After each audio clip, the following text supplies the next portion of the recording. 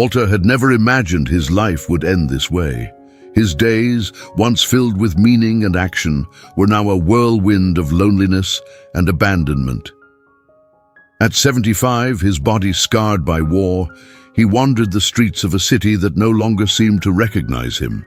Times had changed, and the nation that had once hailed him as a hero now regarded him with indifference. He walked slowly, feeling the weight of each step, not only in his body, but in his soul. His veteran's uniform, which he had once been so proud to wear, now seemed like a distant memory. Instead of honor, he felt the distant gaze of the people who passed him, averting their eyes, ignoring the man who had once given so much for this land. When he arrived at the mall, one of the few places where he still felt somehow welcome, Walter was just looking for a bench where he could rest. He didn't want anything more. The food court was full of people in a hurry, distracted, but Walter found a small refuge in the quiet of that bench, where he allowed himself to stop for a moment and observe the movement around him. He wasn't interested in ordering anything. He just wanted some peace. He watched the people passing by, young people, old people, couples, all with their own destinies, with their own stories. Walter, however, did not belong among those faces. He was just a spectre from the past, a vestige of an era that seemed ever more distant. A life of sacrifice had now been reduced to an empty bench in the middle of a crowded mall. Sitting there, he closed his eyes for a moment. The sound around him faded, and for a brief moment, he felt like he was part of something again. Something big, something important. But that moment of relief was soon gone, interrupted by the shadow of a silent threat. Carlos, the mall security guard, was used to patrolling the area with relentless indifference. His job, though simple, required constant attention, especially when it came to ensuring that the environment remained clean and organized. He had a very clear vision of what was appropriate in a high-end location. Walter's presence, sitting on that bench, seemed at odds with everything he considered acceptable. Carlos observed him for a while, noticing the man's unkempt appearance. The old man was dirty, with torn clothes and a distant expression, as if he had lost the ability to connect with the world around him. It was not difficult for Carlos to deduce what this man represented: a pauper, a burden on the order of things. The mall, with its bright, sophisticated surroundings, seemed like the last place for people like Walter, people whose life scars were etched on their clothes and faces. It seemed like an affront, something Carlos couldn't allow. He needed to keep the image of the place intact. It didn't matter that Walter was a human being like any other. It didn't matter what he had done or experienced. Carlos took a few steps toward the bench, still watching Walter from afar. The pressure on his shoulders increased as the sight of Walter standing there, calmly, as if he were in the right place, became increasingly unbearable. He slowly approached until he was right in front of the man. "Hey, you can't stay here," Carlos said in a tone that left no room for negotiation. Walter opened his eyes, surprised by the interruption, but he didn't react immediately. He knew what was coming. He had faced so many moments like this before, but his dignity, although fragile, was still there. "I just need to rest, sir," Walter replied, his voice soft but firm. Carlos, however, had no patience for words. He repeated more firmly, now pointing towards the exit. "No, you don't understand. I need you to leave. Now." Carlos's tone was not only authoritarian, but full of contempt. Walter, feeling the weight of the command, slowly stood up. Humiliation began to tighten his chest. He knew there was no room for resistance. Carlos's words were not just a request, they were an order, imposed with the subtle violence of indifference. He took a step back without protesting, but each movement felt like a blade cutting deeper into his soul. The gazes of the passers-by who had witnessed the scene quickly turned away. Most chose not to get involved, as if Walter were invisible, as if he were not worthy of their attention. Walter walked out of the mall, defeated once again. His body gave in to the weight of shame, but his mind, still intact, questioned. How could a man who had fought so hard for his country be treated this way? Walter was exhausted. The walk to the mall exit seemed endless, and the pain in his legs, the result of war scars and years of neglect, grew with every step. But what really overwhelmed him was not the physical pain. It was the feeling of humiliation, of being reduced to nothing. That simple act of being thrown out of a public place where he should never have been treated like a burden was a brutal reminder of everything he had lost over the years. As he walked, his thoughts tangled with images of war, lost youth and broken promises. He no longer knew what had been real or what his mind wanted to believe. Everything was jumbled together in a haze of disillusionment, but as he tried to process the pain, what he didn't notice was the sudden movement around him. In a moment, the sound of skidding tires and the scream of sudden braking broke the stillness of the afternoon. Walter looked up, and before he could take a step, something happened. The car appeared in front of him, skidding uncontrollably towards the sidewalk. Walter had no time to react. The impact was brutal. The collision threw him to the ground with a loud crash, and everything around him went silent. The last thought that crossed his mind before total darkness was the face of the security guard, Carlos, still hovering in his memory. But now everything was blank. The sound of the brakes and the sound of a body hitting the asphalt were the last echoes he could hear before losing consciousness. This was a tragedy that no one expected. The driver of the car, in a panic, quickly got out of the vehicle, seeing Walter lying on the ground, unconscious and with a distant expression, as if he were in a state of deep pain. People began to gather around, murmuring and trying to understand what had happened. The ambulance arrived within minutes, but the impact had been too strong. Walter was immediately rushed to the hospital in critical condition. His body was in a sorry state, a combination of old wounds from the war and now the damage caused by the accident. His chances of survival were uncertain, and fear spread quickly. Walter was in a coma, and no one knew if he would ever wake up. The news quickly reached the ears of everyone who knew him. It was hard to believe that the man who had faced so many challenges throughout his life could be struck down so brutally and without reason. But there was something else that made this event even more shocking. The driver of the car was none other than Carlos's son, the mall security guard. News of Walter's accident soon spread, and tensions began to rise. The hospital was on constant alert, with doctors monitoring the veteran's critical condition. He remained in a coma, and accounts of the accident were conflicting, but one thing was clear: Walter was in a battle for his life, unsure of who had attacked him or why. Carlos's son, Rafael, was at home when he received the call. Panic took hold of him. He knew the accident had been his mistake, but the reality of seeing his father involved in something so serious left him speechless. Rafael had never imagined that what he thought was just a minor traffic incident would have such devastating consequences. He was faced with a cruel truth. He had brought down a man who, in many ways, represented the suffering and sacrifices of a country. When he arrived at the hospital, Rafael was faced with chaos. Doctors and nurses were running around trying to stabilize Walter. Rafael felt a lump in his throat. His hand shook as he held his cell phone, staring at the screen as if it were a guardian angel waiting to provide some relief, some salvation. But the anguish was palpable.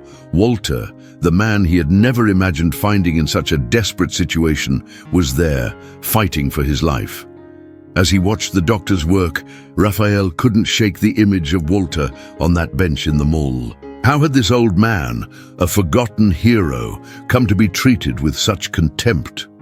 Rafael, who had been shielded for so long by the world of privilege and opportunity, now found himself face to face with the harsh reality of the life of a man who, without knowing it, had touched him in a profound way, And it was there in that hospital that Raphael felt the weight of his own silence, of his own complicity in society's indifference. He had not seen the veteran as someone worthy of respect until that moment.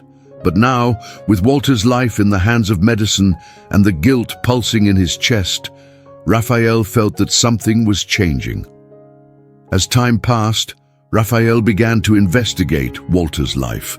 He sought to understand who this man was, his experiences, and his sacrifices. He discovered what it meant to be a war veteran and the silent pain that many, like Walter, carry throughout their lives. The weight of ignorance, invisibility, silence. Raphael had never known this. In the midst of the fight for Walter's life, feelings of shame and regret took over Raphael. He didn't know what else he could do. He was in shock, feeling lost, but something inside him told him he had to do more.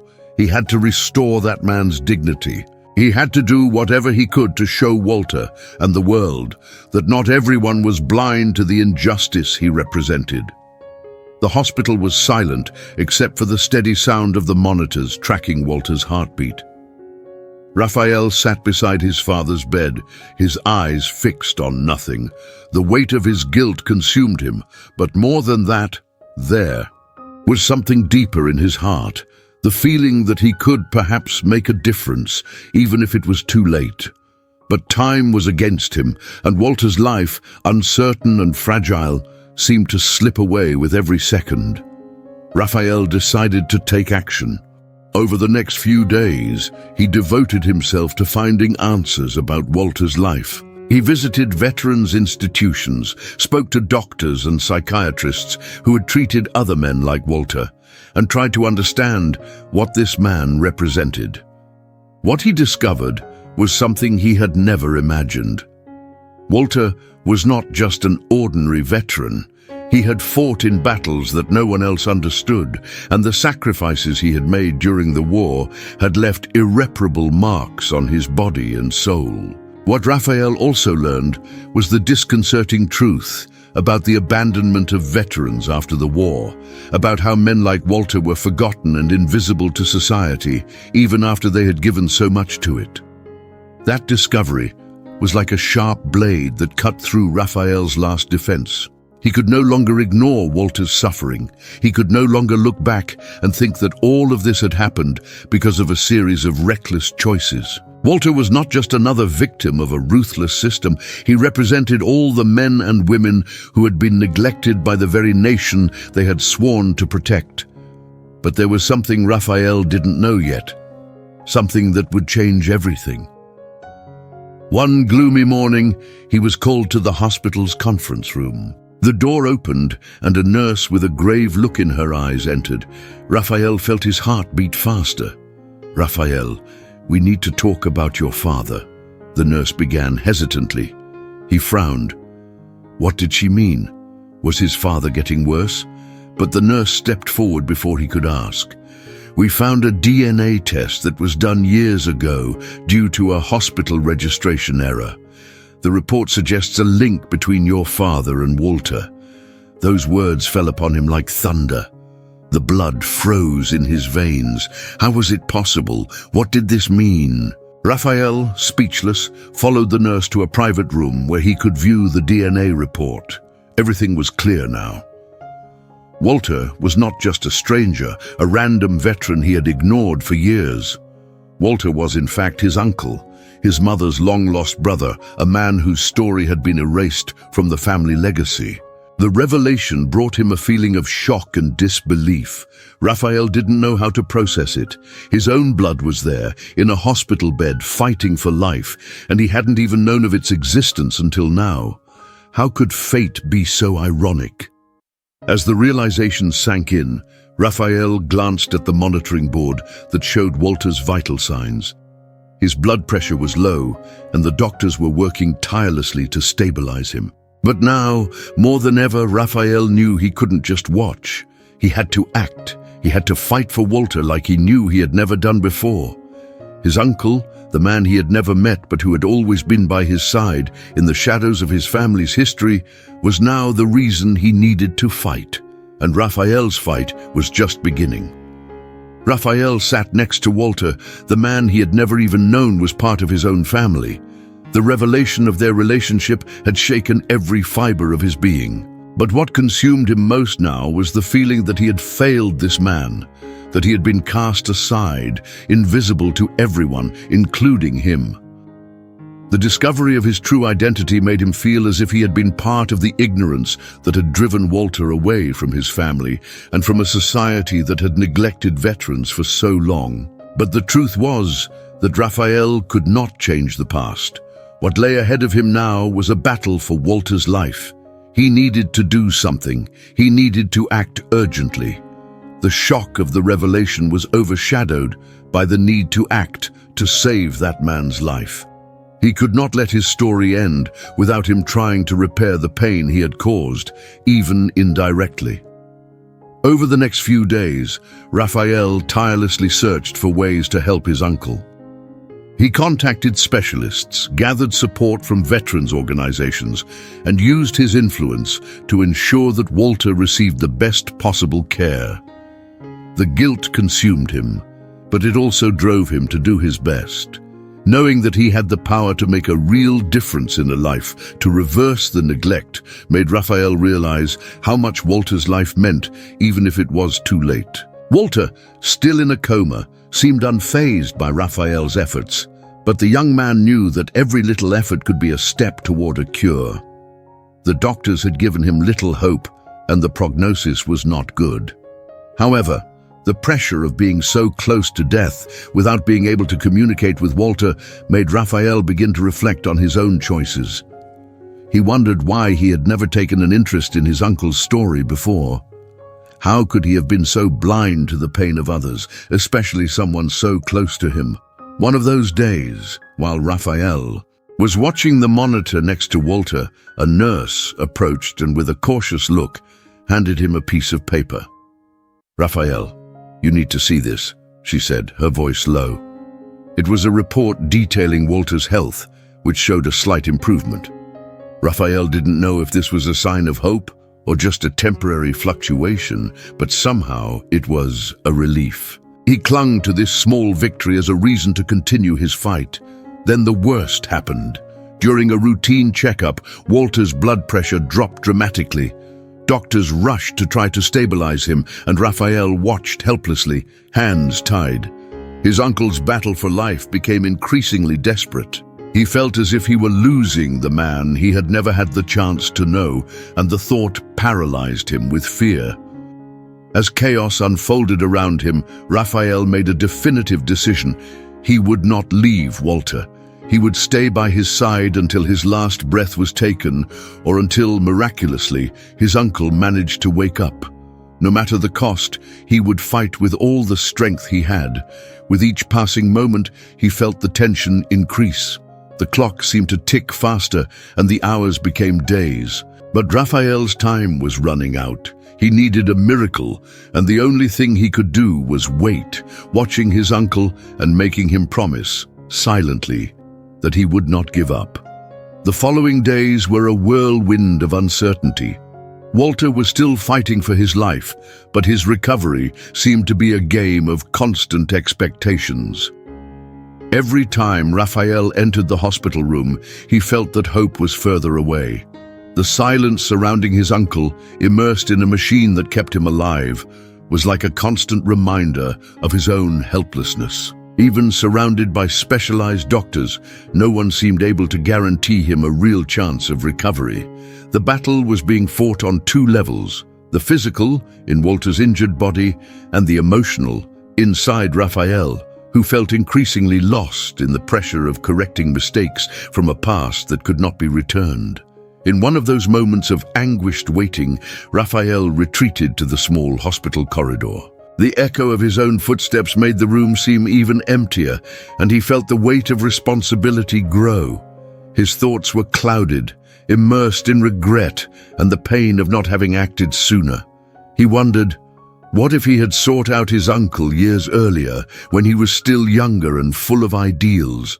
What if he had given a voice to those who, like Walter, had been forgotten? It was then that Raphael found an elderly man sitting on a bench near a garden in the hospital, reading a newspaper.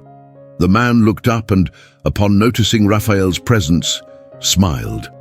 Raphael, without understanding why, sat down next to him. "Are you okay?" asked the man. Raphael took a deep breath, trying to find the right words. "I don't know. I'm fighting for someone who I don't even know if he'll wake up. I feel like I'm missing out on the chance to do something important." The man looked at him with a quiet wisdom, as if he understood the unspoken words weighing on Raphael. "Life, my friend, is full of losses, but also of opportunities. What you have done so far, all the effort you are putting into trying to help, that already counts. It is never too late to correct the path.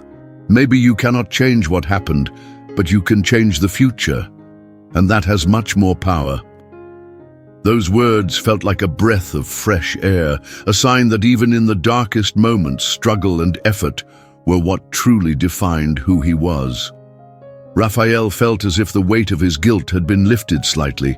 He knew he couldn't undo all the damage, but he was doing the best he could now, and that, somehow, had to be enough. Upon returning to Walter's room, Raphael observed his uncle with a new perspective. Walter's struggle, despite the scars he bore, was a reflection of his own journey. Like Raphael, he too had a history of pain and sacrifice, and now, even unconsciously, he was being challenged to win yet another battle. And deep down, Raphael believed that the true victory would be to make Walter feel that despite everything, he still had a family by his side, a family willing to give back everything he had lost. That's when the nurse came into the room with some unexpected news, a slight improvement. Walter had responded to brain stimulation. His vital signs were more stable, and there was a small hope that he might wake up soon. It was a faint light in the midst of the darkness, and that was enough for Raphael to feel a thread of hope being woven within him again. Maybe, just maybe, he would have enough time to correct the mistakes of the past. The news of Walter's improvement spread through the hospital corridors, and Raphael, despite still feeling the weight of uncertainty, couldn't help but feel relieved. The idea that his uncle might finally wake up made him feel a new kind of energy pulsing through his veins.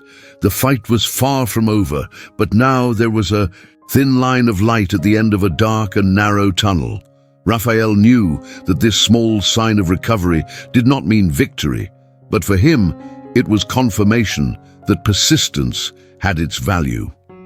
In the days that followed, Raphael began to monitor each change in Walter's health more closely. Visits became moments of cautious hope. Every little bit of progress, like a slight change in Walter's facial expressions or a minimal response to stimuli, made Raphael's heart beat faster. He could no longer imagine what his life would be like without his uncle, without this man whose story he barely knew, but who was now deeply intertwined with his own. Walter was still in a coma, but in his dreams, Raphael began to visualize moments he had never experienced with his uncle. Memories of childhood, of a shared life that never happened, formed in his mind. He imagined his uncle playing, smiling, perhaps telling him stories. Raphael found himself, for the first time, wishing they had had more time together, that the roads of life had not separated them. He bitterly regretted not having tried sooner, for having waited until it was too late. But at the same time, Raphael knew he still had a chance to be the man Walter deserved as a nephew. However, the fight was not only against Walter's physical condition. Raphael also had to face his own ghosts. He struggled with the doubt of being worthy of rescuing this relationship, of being worthy of the love he now felt for someone he had never truly known. He thought about how he could repair the distance that had occurred, the indifference he had shown for so long. This guilt seemed to grow as time passed, but at the same time he understood that regret without action would be worthless. He needed to strive to be the person Walter deserved. One afternoon, as Raphael stood by Walter's bedside, something incredible happened. A subtle, almost imperceptible movement came from his uncle's body. His eyes slowly opened, and what seemed like a miracle was soon followed by a hoarse, almost inaudible sound. "Raphael?" Walter's voice came out with difficulty, but with a clarity that made Raphael's heart race. Raphael stood still, as if time itself had slowed down. Tears began to stream down his face, but he ignored them. The only thing that mattered at that moment was that Walter was coming back. He was coming back to this world, and maybe, just maybe, to the family that was now willing to welcome him with open arms.